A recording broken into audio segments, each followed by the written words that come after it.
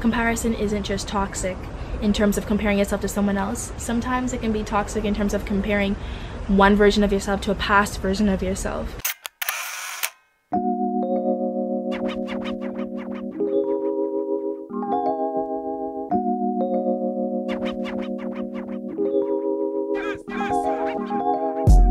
Good morning.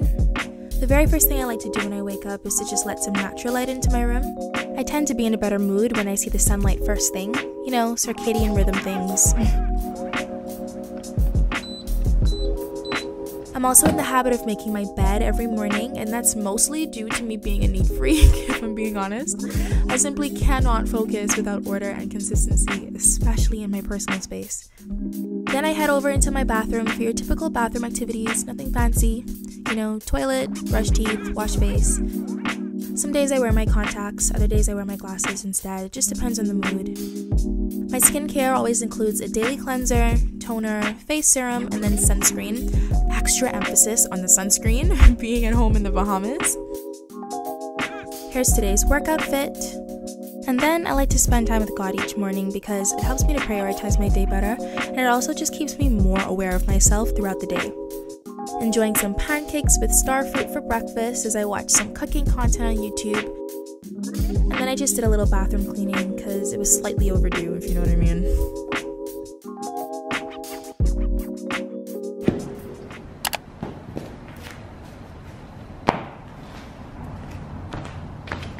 So when I was 15 years old, I got homeschooled from grades 10 to 12, and it was during that time that I really started to develop my current passions and hobbies, health and fitness being one of them.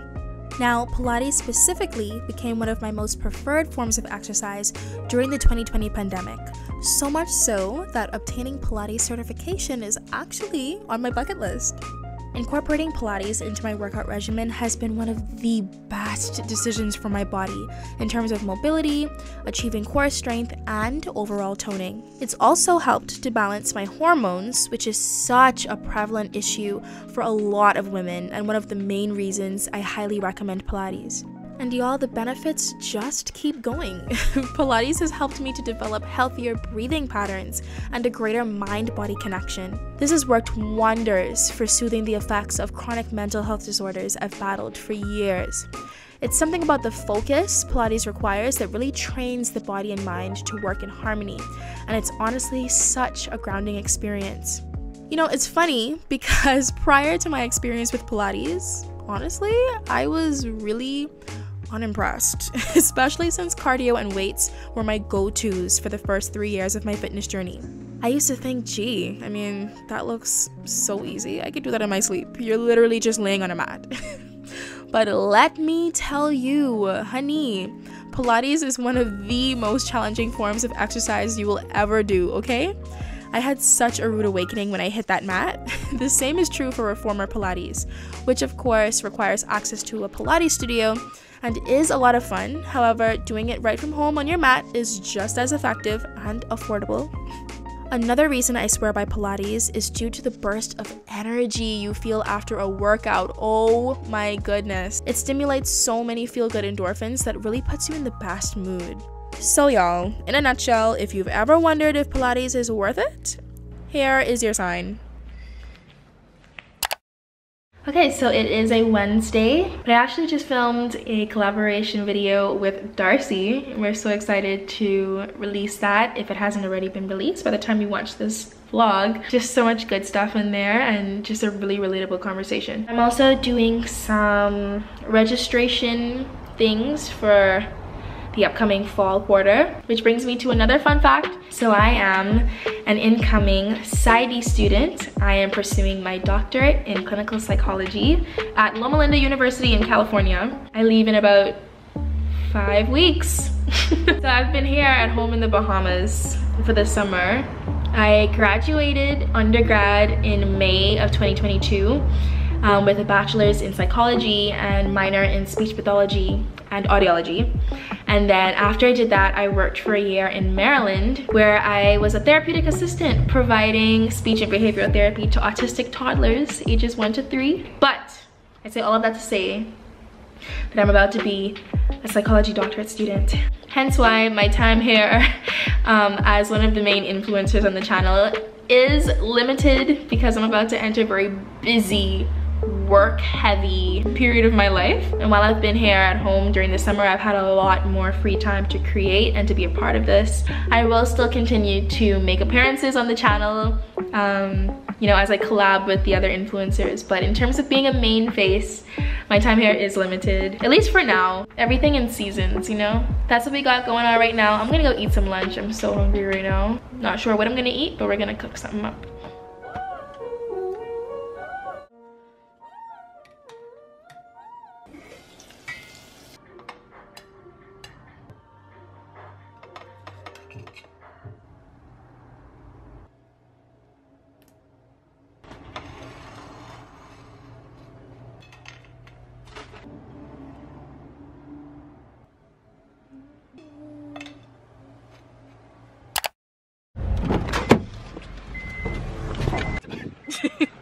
These 5 high-protein snacks all happen to be vegan and easy. I'm sweating in my pits.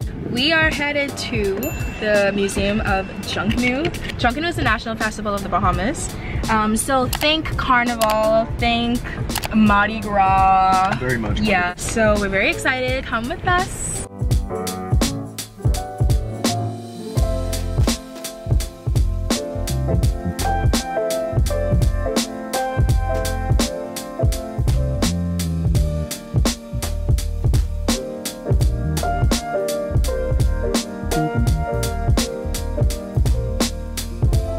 So unfortunately, we weren't allowed to film in the actual exhibit, which was beautiful, by the way. Oh my goodness, if you're ever in Nassau, Bahamas, please be sure to add it to your itinerary. Thank you.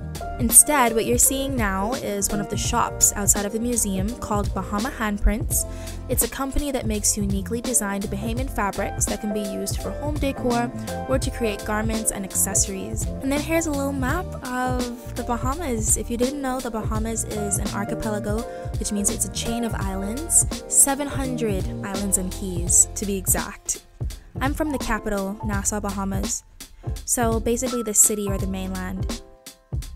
And now here we are, just taking advantage of a good mirror with some great lighting, getting some b-roll.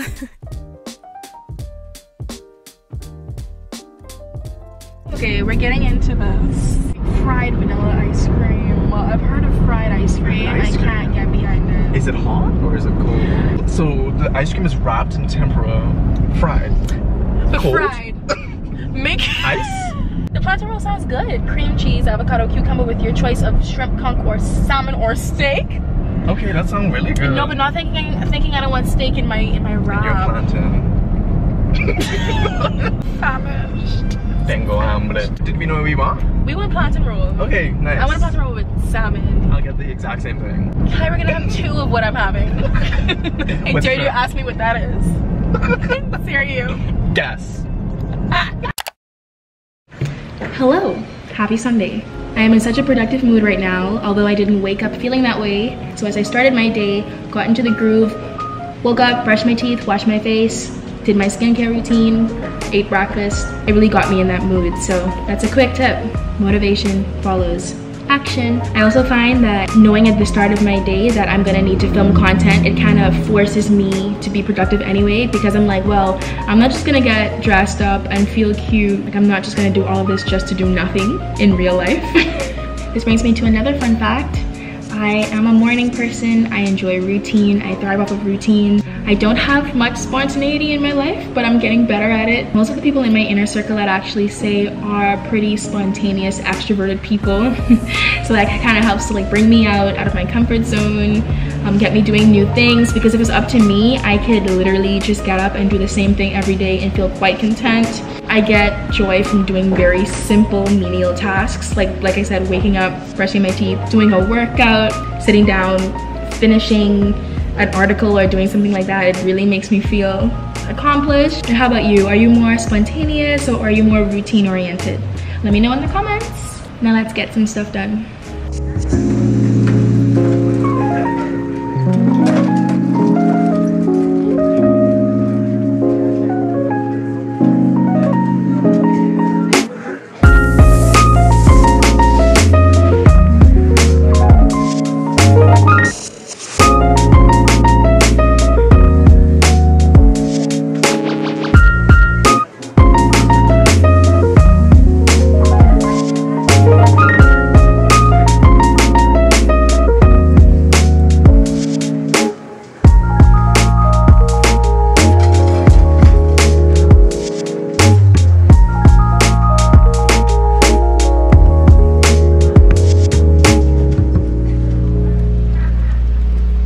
lately I've been incredibly consistent with my content creation, and it's honestly, needless to say, a dream come true, because I don't know if I've ever been this consistent ever with my content. And at certain points this week, I found myself ruminating about what it's gonna be like when I'm in California, in full PsyD student mode, just super busy. What if I'm not able to keep up any type of consistency with content, even though it's really important to me? What if everything just falls flat and me being consistent, you know, for the past few months, what if it just doesn't matter? And that reminded me of a YouTube video that I watched by Nathaniel.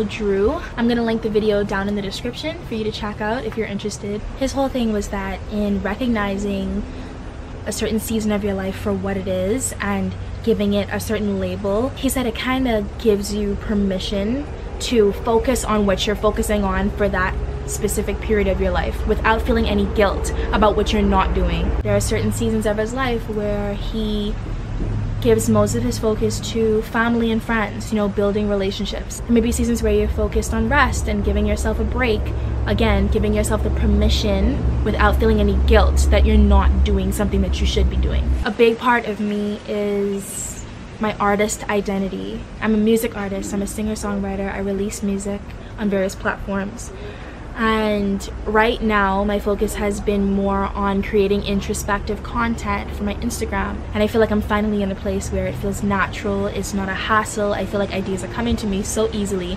It really feels like a space of creative abundance. And while I've been in this space, just like Nathaniel said, I've given myself the permission to focus on that and not feel guilty about not releasing as much music right now. And so, you know, I'm thinking that it could be in my best interest to kind of give myself permission ahead of time to be present as a psychology student without feeling guilty about not being as consistent as I am right now in the summer while I'm at home and I can give 100% attention to content creation. Now, of course, this isn't to say that I will never create content while I'm a student. Again, I think it's so important to give yourself the space to be in a new environment and adapt to new challenges without constantly comparing one season to another season. Comparison isn't just toxic in terms of comparing yourself to someone else. Sometimes it can be toxic in terms of comparing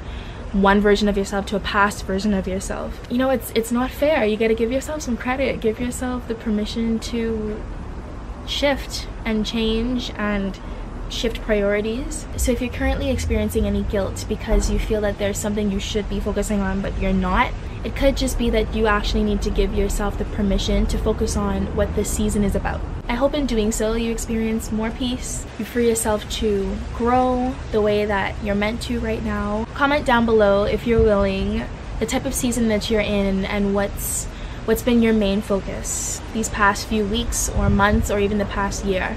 Let me know in the comments. Thanks so much for spending time with me this week, and I'll see you later. Oh. Oh my goodness, what a flop.